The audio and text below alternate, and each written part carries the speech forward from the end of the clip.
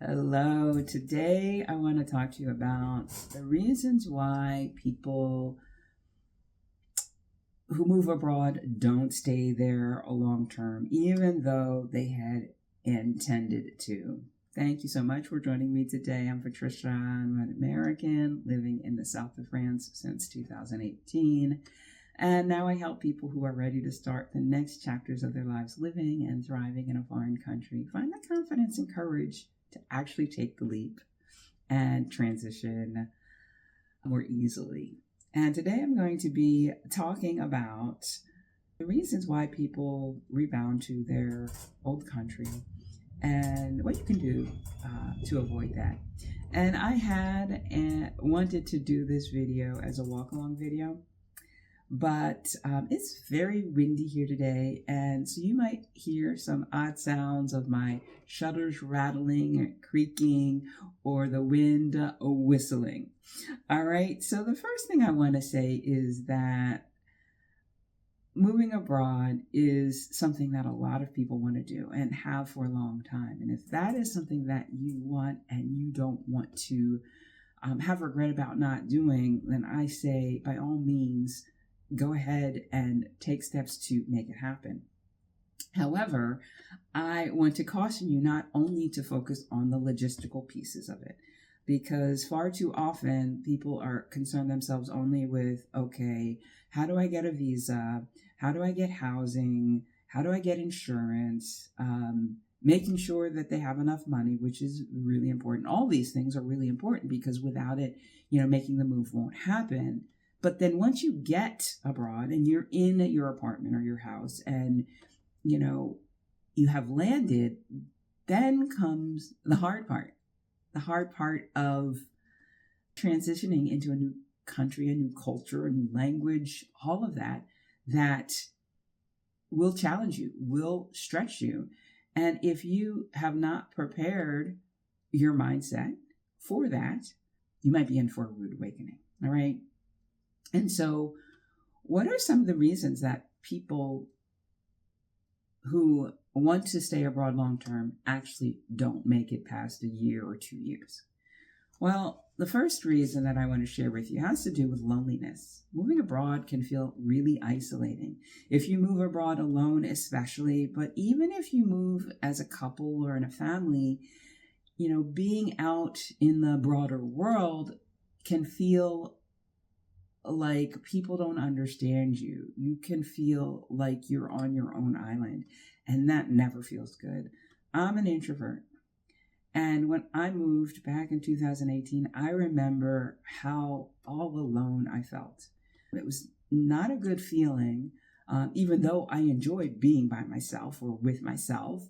It was not a good feeling. So that's a reason. Another reason that people can tend to not stay as long as they would like is because they miss family and friends, or maybe they're even homesick.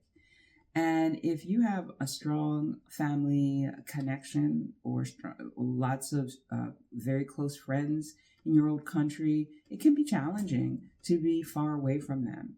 And if you have not planned on how you will continue to interact and engage so that you feel like you're still connected, that can be a challenge as well. In addition, if you focus so much on the idea that, I'm missing my friends and family back home, and you don't put yourself out and start making friends in your new country, that can definitely be a reason that you might not be able to make it long term. That reminds me of a story of when I went to college, when I went to undergrad. I was so homesick, and part of the reason was I was missing family and friends. And I was just pining about that. And my first year was a hard one. In my second year, I had less time to worry about that because I was working an on-campus job and an off-campus job. But, I could, if I didn't have to go back, I might not have. So that is a real reason. The exhaustion. Another reason is cultural exhaustion. Of being out of your element for so long, being in an environment that is so different and not knowing how things work, being around a language that you don't understand, not being able to communicate in that language, all of that, day after day, week after week, month after month, can weigh on you and can really cause you to get to a point where you say, yeah, this country is lovely. I really like it, but it feels too hard for me to actually work through the cultural differences, the cultural exhaustion, the fatigue of all of that. And people just say, yeah, this is just not for me, and I'm going to return back home. And I think it's good when people recognize that, oh, it's not for them, because then they can go to a place where they can feel happier. And at the end of the day, I think we do the things we do because we think it's going to bring us happiness. And if the move abroad hasn't brought you happiness, then it doesn't make sense to stay just to prove a point. And there's the expectations didn't meet reality reason as well. People can tend to romanticize living in a foreign country. Maybe they've seen their country in movies. Maybe they visited. They enjoyed it on vacation. And then, so they want to move there. And then they move there and it gets real, right? It's life. It's not just a vacation. It's life. And that leads me into the last point, and that is they think that moving abroad is going to fix their problems. I interviewed a woman who, for my podcast years ago, who was in a bad marriage.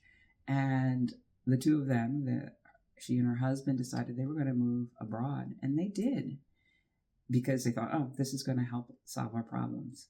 And it didn't. Like it made it worse. And they wound up getting divorced and moving back home. So, wherever you go, there you are, is the saying. And that's true whether you move domestically or move internationally. The Women Rising Roundtable that I am putting on April 25th, I believe it is, that tackles this subject. Who do you need to become to move abroad confidently and sustainably, to last long term? And it's for women who are planning to make a move abroad, or who have made the move abroad recently and find themselves struggling to get their footing, finding that it's harder than they anticipated to move through some of the things I've spoken about already. And in this, we will explore your why you are moving abroad or why you moved abroad, so that your why is strong enough to sustain you through the hard times. Clarify your vision and understand whether or not you are romanticizing or not, right? To catch that before you make a move based on that.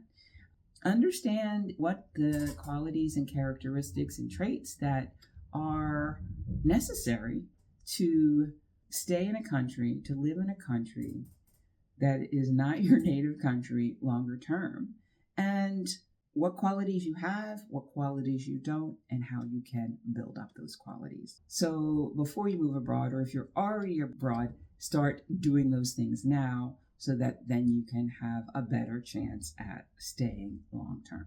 All right. So if you're interested in that, you can go to my website, thecouragecatalyst.com/roundtable. Check out the details there. And I hope to see you then. I've spoken to you about the reasons that people don't last long term. I kind of want to talk about the broader categories that they fit into, the three big categories they fit into. And the first one has to do with people move abroad and haven't really defined their deeper why, right? Maybe they have a reason why, but they haven't drilled down into why that is so important for them to have, what that will allow them to have, be, do, or become. And because of that, the surface why is really just that. It's on the surface. And other things that are important to them, they haven't considered. And then they get abroad, it gets hard. And that why is hollow. And it doesn't bolster them. It doesn't make them want to dig in and do the hard work that will be required to stay abroad. The second thing is that they haven't built the soft skills that I spoke about that we'll be working on in the roundtable. before they moved abroad. I think it is much easier to navigate the transition of moving abroad once you recognize and start working on building resilience. Once you recognize that maybe you've always leaned on others to, fix things or figure things out. And when you're abroad, you're not going to be around people who know how to even help you, even if they want to. If you are relying on people who have never had to apply for a visa or reapply for a visa, you're going to need to figure some things out on your own, right? So people who have already started to build those skills. Oh, another good one is the loneliness.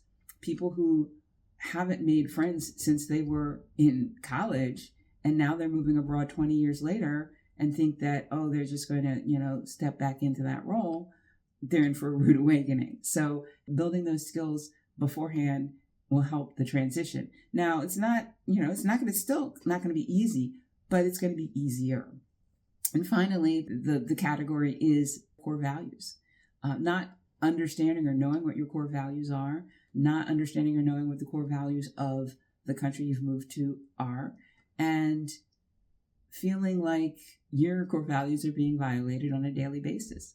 Perhaps you move to a country where there's a lot of red tape, a lot of administrative red tape, a lot of rules and regulations, and you find yourself feeling like you're constricted, and you have a core value of freedom and ease.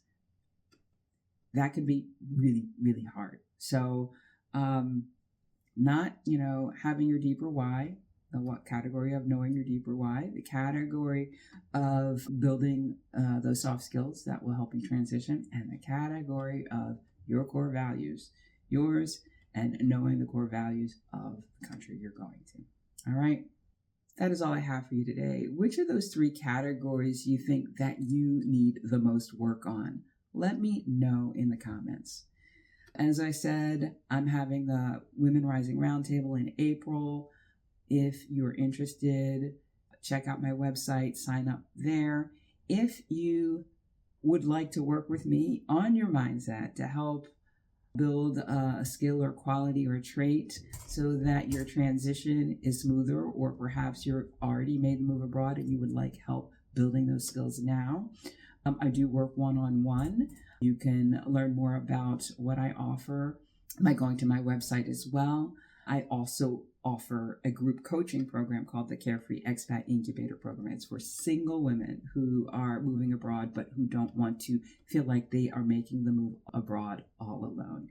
And this is a really intensive program that takes you from your why statement to your vision statement to, the qualities and characteristics, the who do you need to become activity, to some logistical planning and support in doing that. So you can check out my website to learn more about that as well, thecouragecatalyst.com.